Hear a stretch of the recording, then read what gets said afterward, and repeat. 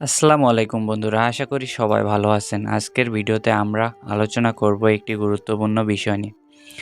হাঁসের বাচ্চা একদিন বয়সে মারা যায় কেন? এই সমস্যাটি অনেক সময় পোল্ট্রি ফার্ম এবং হাঁস পালনকারীদের মাঝে দেখা যায়। চলুন জেনে নেই এর কারণ এবং এর প্রতিকার সম্পর্কে। আমরা মুরগিকে দিয়ে বাচ্চা বের করাইছিলাম, সে বাচ্চাগুলো মারা যাইতেছিল। তো সে বাচ্চাগুলো কেন মারা যাইতেছিল সেগুলো নিয়ে অনেক রিসার্চ করার পর এই 5টি সমস্যার কারণে হয়তো বাচ্চাগুলো মারা গেছে। যে 5টি সমস্যার কারণে বাচ্চাগুলো মারা গেছে সেই 5টি সমস্যা নিয়ে আজকের ভিডিওতে আলোচনা করা হবে।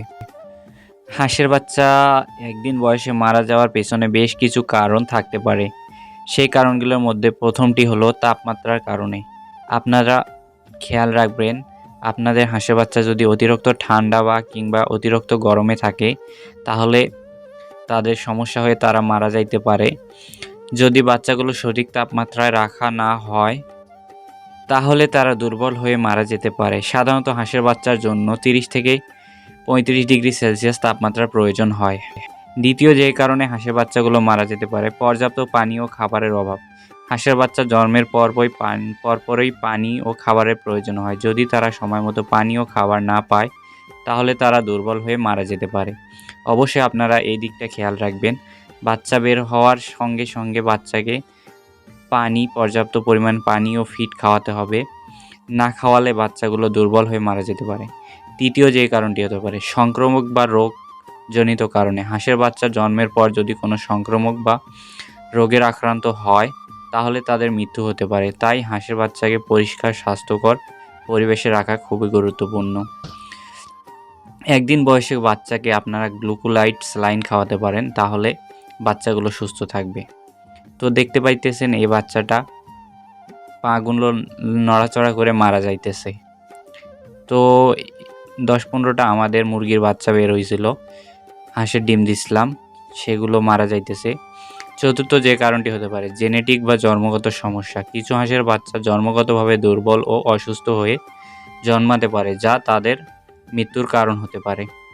তো আপনারা অবশ্যই হাঁসকে বা মুরগিকে ডিম দেওয়ার সময় পুষ্টিকর ডিম দিবেন, বড় ডিমগুলো দিবেন। একবারে বড় দেওয়ারও প্রয়োজন নেই, একবারে ছোট দেওয়ারও প্রয়োজন নেই। একবারে ছোট ডিম দিলে বাচ্চাগুলো দুর্বল বের হবে। তো সমাধান এই সমস্যার সমাধানের জন্য কিছু পদক্ষেপ নেওয়া যেতে পারে। হাঁসের বাচ্চাকে সঠিক তাপমাত্রায় রাখুন। ব্রুডার মেশিন ব্যবহার করে তাপমাত্রা নিয়ন্ত্রণ করুন। জন্মের পরপরই হাঁসের বাচ্চাকে পানি খাবার দিন। পরিষ্কার স্বাস্থ্যকর পরিবেশ বজায় রাখুন। নিয়মিত হাঁসের বাচ্চার স্বাস্থ্য পরীক্ষা করুন এবং কোনো সমস্যা দেখা দিলে দ্রুত ব্যবস্থা নিন।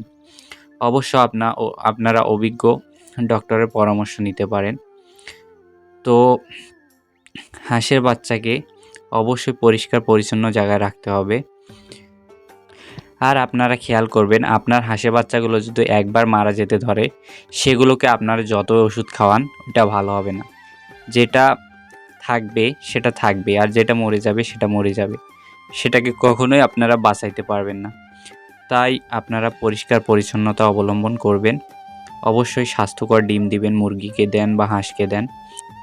তাহলে বন্ধুরা, আজকের ভিডিওতে আমরা জানলাম কিভাবে হাঁসের বাচ্চাকে সুস্থ রাখতে হয়। তো বন্ধুরা, এই কয়টা বাচ্চা বেঁচে আছে অবশ্যই কমেন্ট করে জানাবেন আপনাদের ভিডিওটা কীরকম উপকারে আসলো। তো এই মুরগিটা বাচ্চা বের করছিল 15 থেকে 20টা, অনেকগুলো বাচ্চাই মারা গেছে, আর 10টা কি 12টা বাচ্চা আছে। তো এই বাচ্চাগুলো থাকে কি না থাকে আল্লাহই ভালো জানে। এই ছিল আজকের ভিডিওটা ভালো লাগলে অবশ্যই একটা লাইক দেবেন। আমাদের ফার্মিং ফ্রেন্ড চ্যানেলটিকে অবশ্যই সাবস্ক্রাইব করবেন। আপনারা শুধু ভিডিও দেখেন, সাবস্ক্রাইব করেন না।